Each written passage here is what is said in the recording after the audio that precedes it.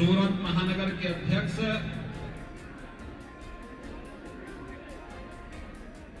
श्री निरंजन जागनेरा जी,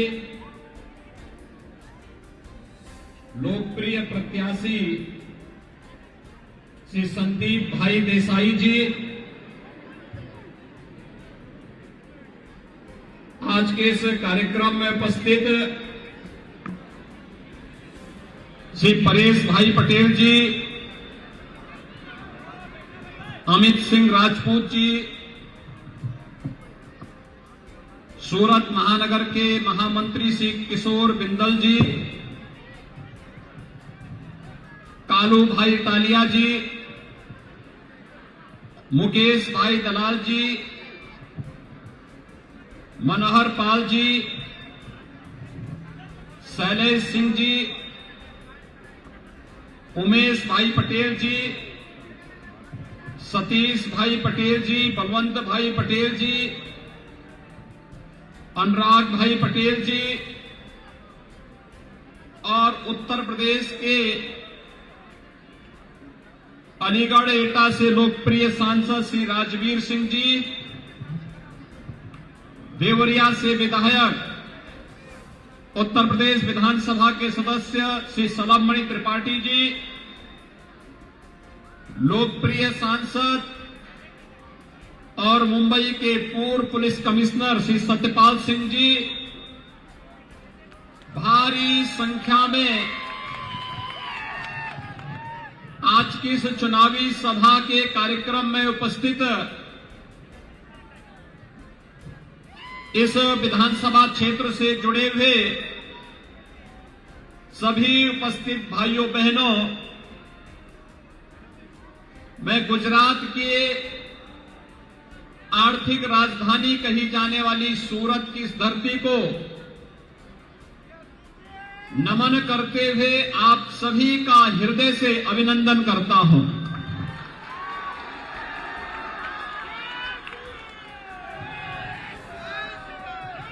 भाइयों बहनों, इतनी भारी संख्या में एक छोटी सी सूचना के आधार पर चुनाव प्रचार कार्यक्रम का शुभारंभ करने के अवसर पर आप सबकी उपस्थिति इस बात को प्रदर्शित करती है कि जैसे हर भारतवासी के मन में प्रधानमंत्री मोदी जी के प्रति अथाह सम्मान का भाव है, उन्हें हर भारतवासी भारत के गौरव के रूप में सम्मान देता है, हर गुजरातवासी भी उसी श्रद्धा और विश्वास के साथ प्रधानमंत्री मोदी जी के प्रति अपना सम्मान का भाव व्यक्त करते हुए भाजपा के प्रत्याशियों के विजय के लिए पूरी ईमानदारी और प्रतिबद्धता के साथ एकजुट होकर के गुजरात विधानसभा चुनाव में प्रचार अभियान का साथ दे रहा है।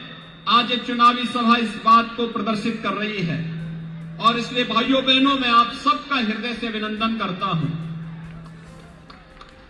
भाइयों बहनों, आप सब जानते हैं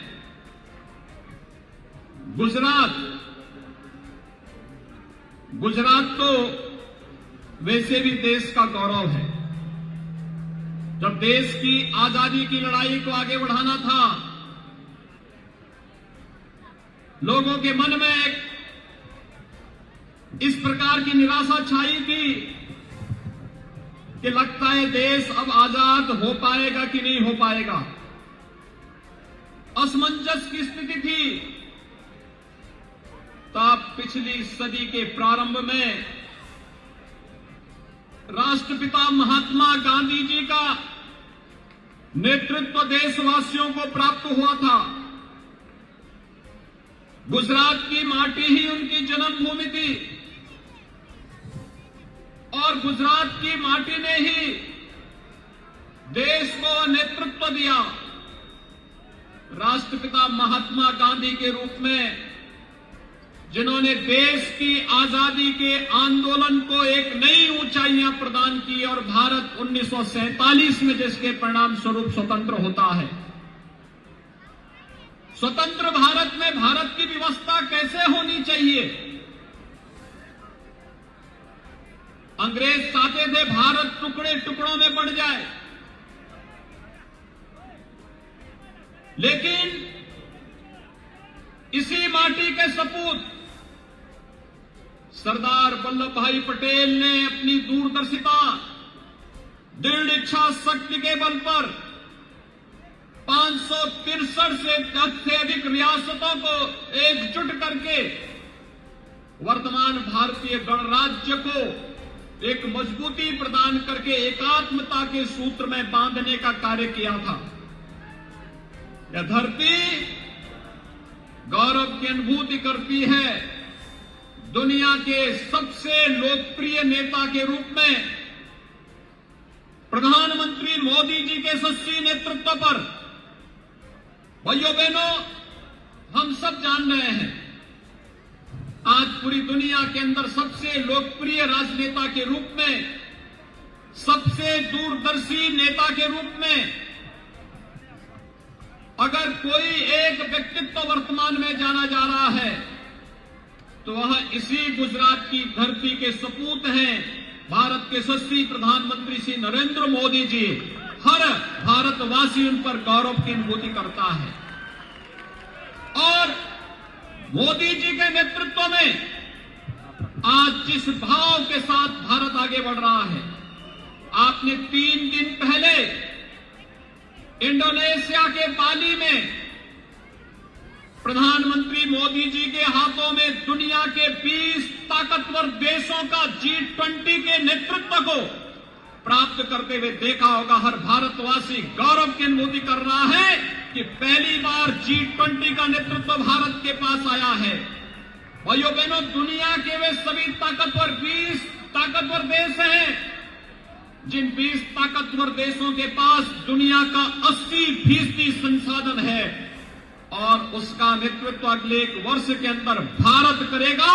प्रधानमंत्री मोदी जी के मार्गदर्शन और नेतृत्व में दुनिया की पूरी रणनीति तय होगी। हर भारतवासी गौरव की अनुभूति करता है। भाइयों बहनों, हम लोगों ने आजादी के आंदोलन को नहीं देखा।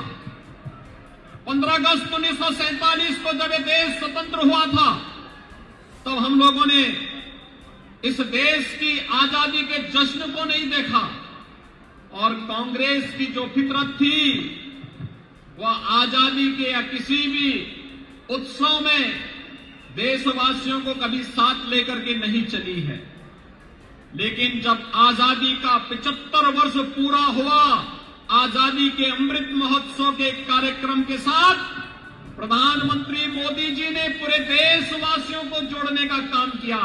हर घर तिरंगा लगा करके हर भारतीय के मन में राष्ट्रीयता का भाव पैदा करने का कार्य भी प्रधानमंत्री मोदी जी ने किया है। हर भारतवासी गौरव की अनुभूति कर सके अपनी देश की आजादी के अमृत महोत्सव पर। यह गौरव की अनुभूति भी कराया है प्रधानमंत्री मोदी जी ने। और भाइयों बहनों, मैं यही कहने के लिए आया हूं कि जो कार्य कभी नहीं हुआ, आप याद करिए 2019 में एक स्लोगन दिया था भारतीय जनता पार्टी ने कि मोदी है तो मुमकिन है। और भाइयों बहनों, आपने देखा होगा केवल यह एक स्लोगन नहीं था, एक वास्तविकता भी थी। जो काम 500 वर्षों में नहीं हो पाया, जो कार्य कांग्रेस 55 वर्षों में नहीं कर पाई, अयोध्या में भगवान श्री राम के भव्य मंदिर के निर्माण के इस कार्यक्रम को प्रधानमंत्री मोदी जी ने दृढ़ इच्छा शक्ति और अपनी दूरदर्शिता के कारण सारी समस्याओं का समाधान करते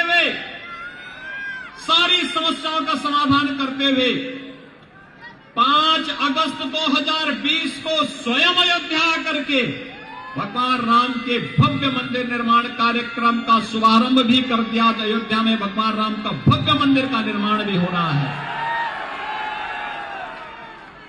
और मैं आपका आभारी हूं कि सूरत के वस्त्र व्यापारियों ने, अग्रवाल समाज के लोगों ने अयोध्या में राम मंदिर के लिए सबसे पहले डोनेशन भी भेजा था निर्माण के लिए। भाइयों बहनों, 2023 के अंत तक जब अयोध्या में भगवान राम का भव्य मंदिर का निर्माण होगा और रामलला अपने मंदिर में विराजमान होंगे, तो अयोध्या में भगवान राम का भव्य मंदिर भारत का राष्ट्र गौरव का प्रतीक बनेगा।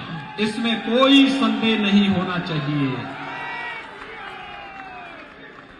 आज काशी में काशी विश्वनाथ धाम, ये प्रधानमंत्री मोदी जी के ही विजन का परिणाम, उनके नेतृत्व और मार्गदर्शन का परिणाम है। और भाइयों बहनों,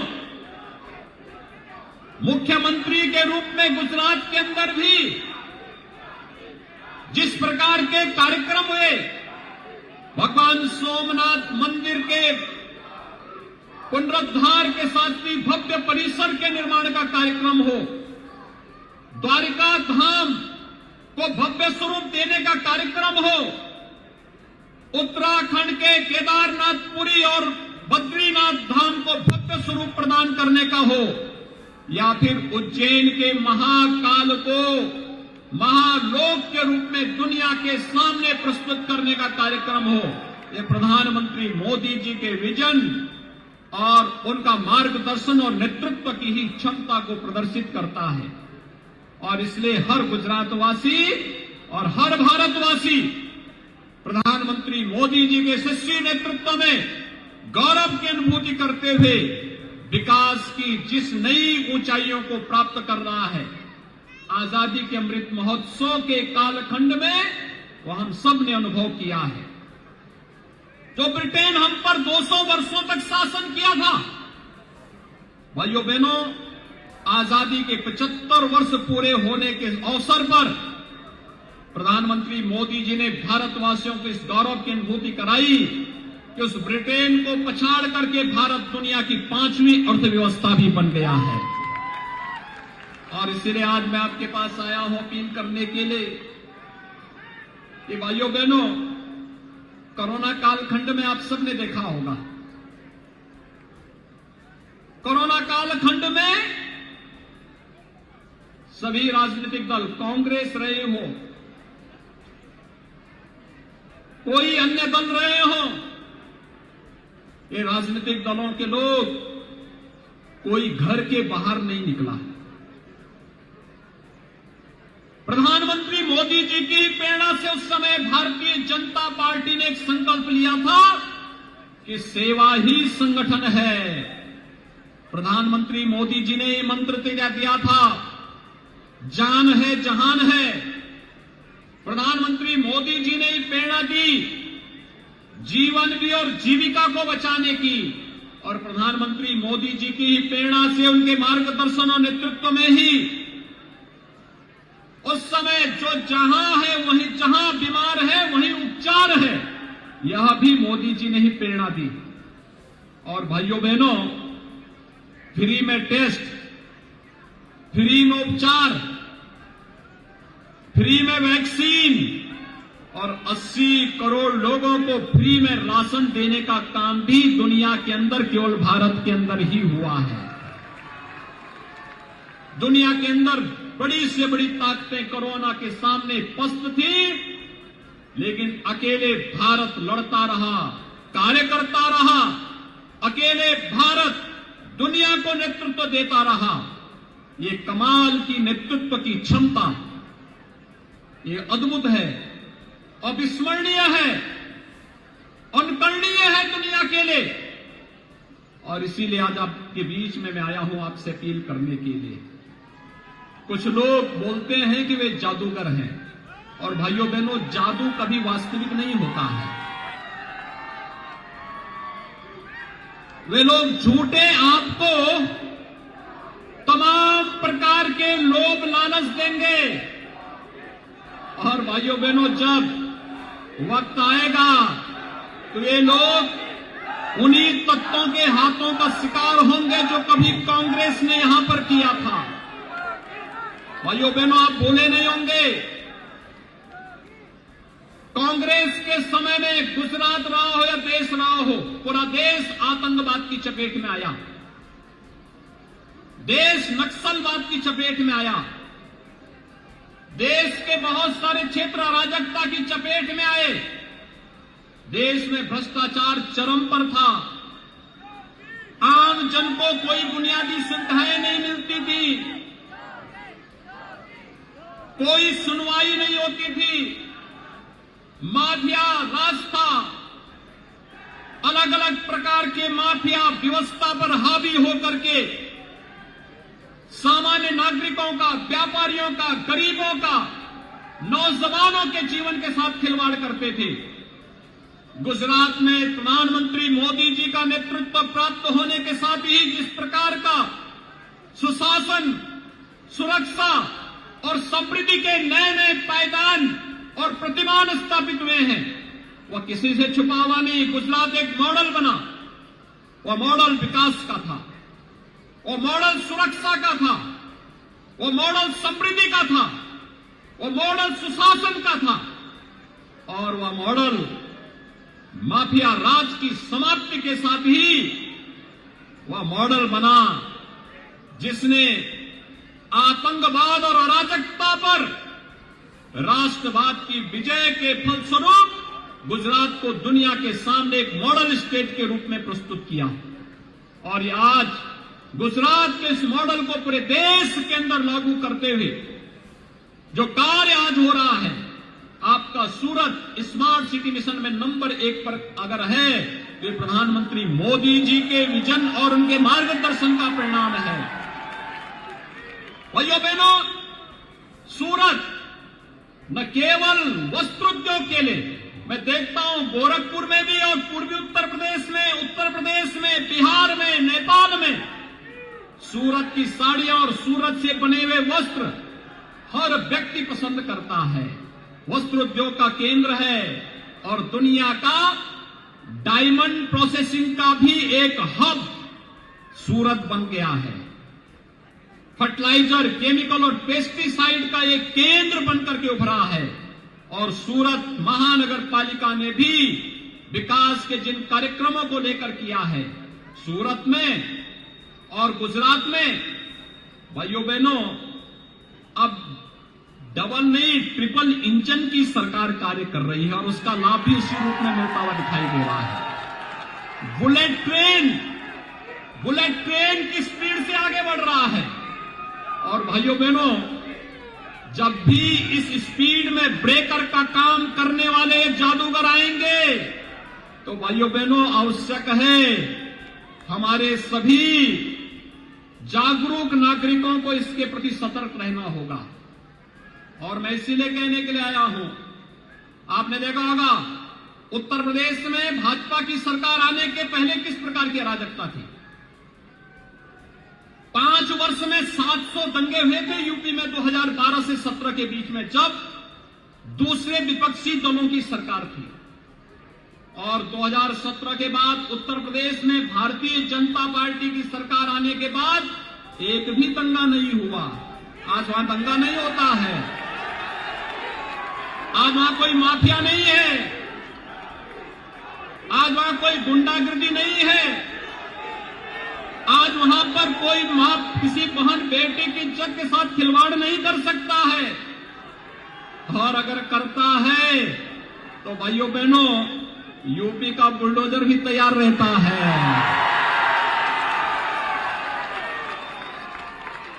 और केवल इंफ्रास्ट्रक्चर का ही निर्माण नहीं करता है, माफिया की काली कमाई पर भी उसी स्पीड के साथ चढ़ता है जिस स्पीड से सड़क बनाने का काम करता है, एयरपोर्ट का निर्माण का कार्य करता है। और इसीलिए आप सबसे मैं अपील करने के लिए आया हूं, भारतीय जनता पार्टी ने आज गुजरात के अंदर जिस प्रकार के कार्यक्रमों को आगे बढ़ाया है, प्रधानमंत्री मोदी जी का नेतृत्व है, भूपेंद्र भाई पटेल का गुजरात के अंदर नेतृत्व है,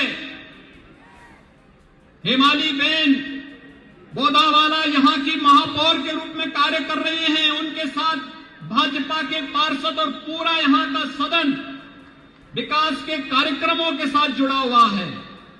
ये ट्रिपल इंजन बुलेट ट्रेन की तर्ज पर विकास की प्रक्रिया को आगे बढ़ा सके, इस दृष्टि आवश्यक है कि यह लगातार इसी रूप में आगे बढ़ना चाहिए। भाइयों बहनों, मैं आपसे पूछना चाहता हूं, आतंकवाद की जड़ कश्मीर में धारा 370 कांग्रेस की देन थी। क्या कांग्रेस कश्मीर में धारा 370 को हटा पाती? आपको लगता है आम आदमी पार्टी हटा पाएगी? और क्या अयोध्या में राम मंदिर का निर्माण ये लोग कर पाते? क्या ये लोग सुरक्षा देने में सफल हैं? भाइयों बहनों, न ये सुरक्षा दे सकते हैं, न ये लोग देश को समृद्धि दे सकते हैं, न नौजवानों को रोजगार ही दे सकते हैं, न ये लोग इंफ्रास्ट्रक्चर डेवलपमेंट में कोई कार्य ही कर सकते हैं, और न आपकी आस्था को सम्मान ही दे सकते हैं। तो फिर इनको चुनना ही क्यों है? और इसीलिए तो आपसे कहने के लिए आया हूं, भारतीय जनता पार्टी ने श्री संदीप भाई देसाई को अपना प्रत्याशी बना करके आपके बीच में उतारा है। संदीप भाई देसाई को चुनाव जिता करके भेजेंगे ना? सभी लोग, सभी तैयार हैं? भाइयों बहनों, सभी लोग तैयार हैं? एक कर्मठ और पुराना कार्यकर्ता कैसे भारतीय जनता पार्टी अपने एक एक कार्यकर्ता के सम्मान को आगे बढ़ाने का कार्य करती है।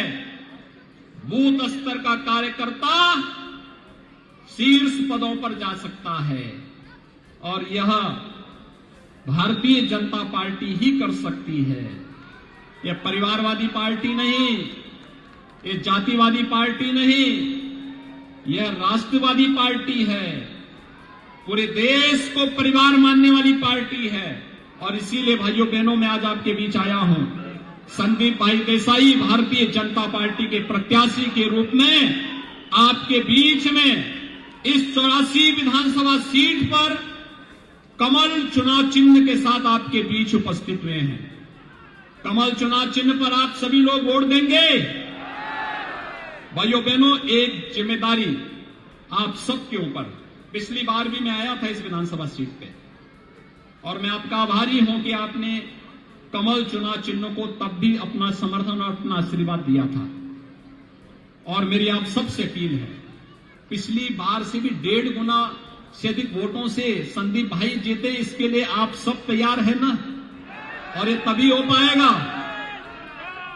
जब आप में से हर मतदाता, हर भाई बहन स्वयं संदीप भाई देसाई बनकर के घर घर मतदान करने के लिए लोगों को प्रेरित कर सके। सब लोग तैयार हैं?